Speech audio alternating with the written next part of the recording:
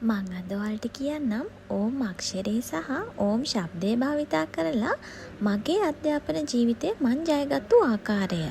හැබැයි වීඩියෝ එකට යන්න කලින් මං කියන්න කැමති මේ හැම දෙයක්ම හොඳින් වෙන්න නම් ඔයා කම්මැලියෙක් නොවී උත්සාහවන්තයෙක් වෙන්න ඕනේ. මහන්සි වෙලා වැඩ කරන්න ඕනේ.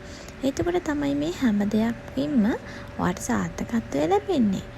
හරි, අපි දැන් යන් ඕම් අක්ෂරය කියන්නේ මොකක්ද කියලා බලන්න. ඕම් අක්ෂරය ලොව බලගතුම අක්ෂරය ලෙස හඳුන්වන්න පුළුවන්. ඒ විශ්ව ශක්තියෙන් යුක්ත ශබ්ද තරංගයක් බව බොහෝ දෙනෙක්ගේ මතයයි. ඒ අනුව ඕම් අක්ෂරය ජප කිරීමෙන් අපේ අභ්‍යන්තරයේ තිබෙන ශක්තිය අවදි වෙන බව කියවෙනවා. හින්දු ආගමේ මූලිකම මන්ත්‍රය ඕම් මන්ත්‍රය. ඒ සෑම මන්ත්‍රයකම මූලාශ්‍රයයි. සියලු හින්දු යාඥාවල පෙර හා අවසානයේ පදේ මෙයයි. වර්තමානයේ අපේ රටේ බහුතරයක් දක්ෂ වෛද්‍යවරු, නීතිඥවරු, මහාචාර්යවරු, කතිකාචාර්යවරු හින්දු භක්තිකයෝ. ඔවුන් උදේ පාන්දර ඕම් ශබ්දය මුමුණනවා. ඔවුන් සෑම සුබ කටයුත්තකටම පෙර ඕම් අක්ෂරය භාවිතා කරනවා.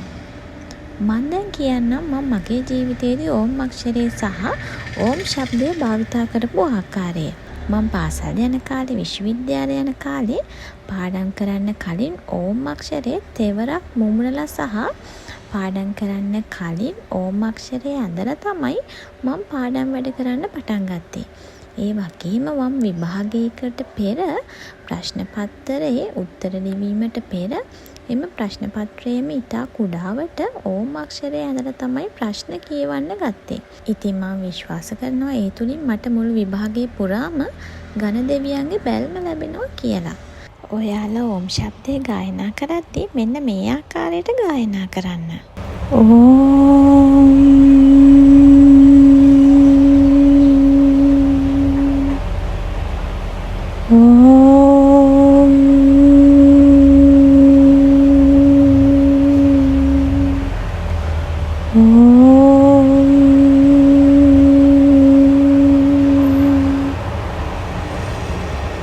ඉතින් මේ ක්‍රමය ඔයාලා try කරලා බලලා ඔයාලගේ අත්දැකීම් comment section එකෙන් දාන්න.